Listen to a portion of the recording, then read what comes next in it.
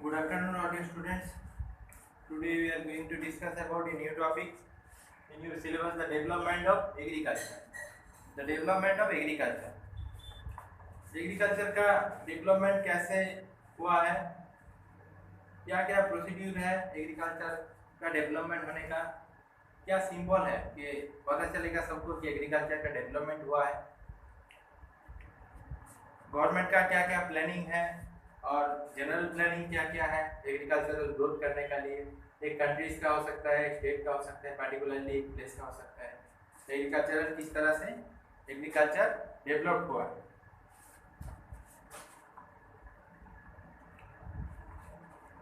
इसका आगे previous class में मैं डिस्कस किया था जो प्लांटेशन क्रॉप्स है, प्लांटेशन क्रॉप्स का जगह डिस्कस किया था। आज का जो क्लास रहेगा वो उसमें डिस्कस होगा डेवलपमेंट ऑफ एग्रीकल्चर। तो agricultural development mean improving agriculture to increase crop production. Agriculture का इम्प्रूव करना, एग्रीकल्चर का इम्प्रूव होना, इस कारण से कैसे इम्प्रूव होना, क्रॉप प्रोडक्शन के लिए। क्रॉप का जो प्रोडक्शन होता है, क्रॉपिंग प्रोडक्शन जिसको बोला जाता है, तो क्रॉप प्रोडक्शन का कारण से एग्रीकल्चर का डेवलपमेंट कैसे होता है, क्रॉप प्रोडक्शन की वजह से किस तरह से क्रॉप का किस अचानक से मतलब प्रोडक्शन नहीं बढ़ेगा, उसका पीछे बहुत सारा प्लानिंग है, प्रोग्रामेशन है, जिस कारण से एग्रीकल्चरल डेवलपमेंट किया जाता है। और एक पर्टिकुलरली टाइमिंग भी, उसका टाइमिंग पीरियड भी लगता है एग्रीकल्चरल डेवलपमेंट करने का पीछे। This is essential to meet the needs of the growing population. जो पॉपुलेशन का अमाउंट जो डे बाय डे इंक्रीज हो रहा है, उसका लिए एग्रीकल्चरल डेवलपमेंट होना भी काफ़ी जरूरी है।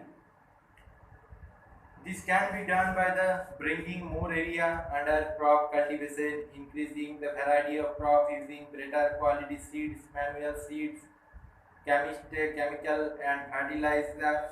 fertilizers, many types of pesticides, high yielding varieties seeds जिसको HYV seeds बोला जाता है,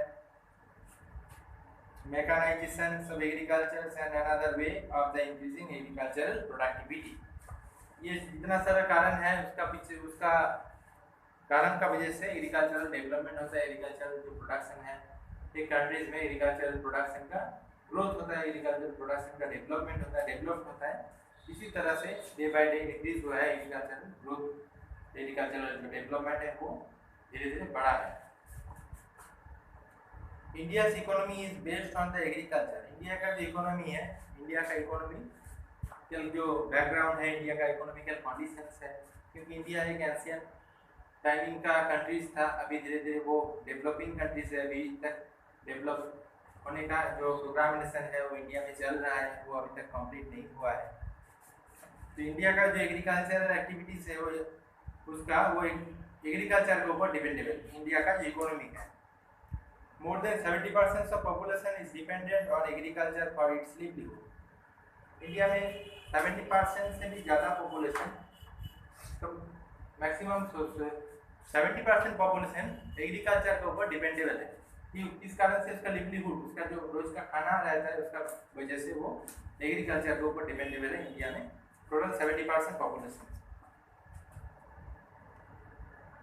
An average Indian farm is quite small in size, and the farmers grow crops which are enough for his family with very little surplus left for sale।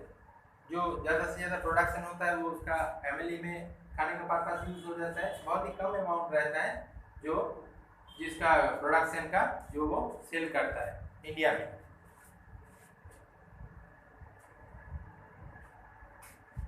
Agriculture production का बहुत ही कम amount रहता है जो वो market में जाके cell करता है। इरिगेशन का डेवलपमेंट हुआ है। देखो, गवर्नमेंट आफ्टर इंडिपेंडेंस के बाद made agricultural development is first priority under the 5 year plan.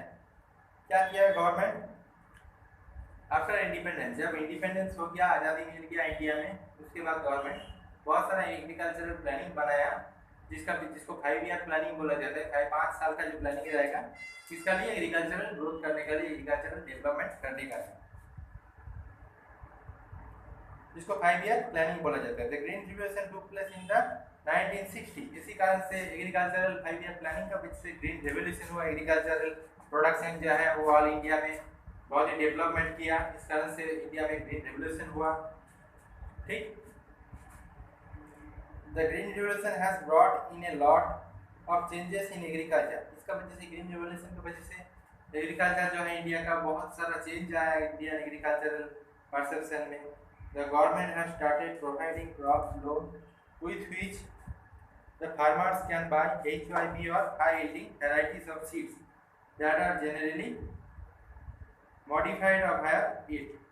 Government जो है एग्रीकल्चर प्रोग्रामेशन डेवलप किया, हाई यील्डिंग वैरायटी सीड्स का डेवलपमेंट किया, जो उससे क्या होता है HYB सीड्स क्या है, उससे जो नॉर्मल सीड्स से प्रोडक्शन होता है एग्रीकल्चरल उससे कहीं गुना ज़्यादा प्रोडक्शन होता है HYB सीड्स से। Farmers can take tractors, range of the ploughing of the transportation। farmers को ट्रैक्टर मिला है, ट्रैक्टर का सुविधा मिला है एक जगह से और एक जगह एग्रीकल्चर प्रोडक्शन को ले जाने का लिए। बोरिंग का सुविधा मिला, फर्टिलाइजर हुआ, बहुत सारा फर्टिलाइजर का डेवलपमेंट हुआ, इरिगेशन प्रोसीड्यूर जो है वो डेवलपमेंट हुआ। Radio and television provide information for the better agriculture production. Radio और टेलीविजन जो है उससे बहुत सारी इंपॉर्टेंट इंफॉर्मेशन मिलने लगा एग्रीकल्चरल प्रोडक्शन का डेवलपमेंट करने का। तो ये सब जो प्रोग्रामेशन है इंडिया में रखा गया है, इसका कारण से एग्रीकल्चरल ग्रोथ करने का लिए, इंडिया में एग्रीकल्चरल डेवलपमेंट करने का लिए। और उसी तरह से इतना ज़्यादा 1960 में एग्रीकल्चरल प्रोडक्शन हुआ कि इंडिया में उस टाइम को ग्रीन रिवोल्यूशन बोला जाता है। ग्रीन रिवोल्यूशन इंडिया में हुआ एग्रीकल्चरल डेवलपमेंट का लिए, एग्रीकल्चरल प्रोडक्शन का। ठीक, ये था डेवलपमेंट का पार्ट, एग्रीकल्चरल किस तरह से डेवलप हुआ। ठीक है, थैंक यू।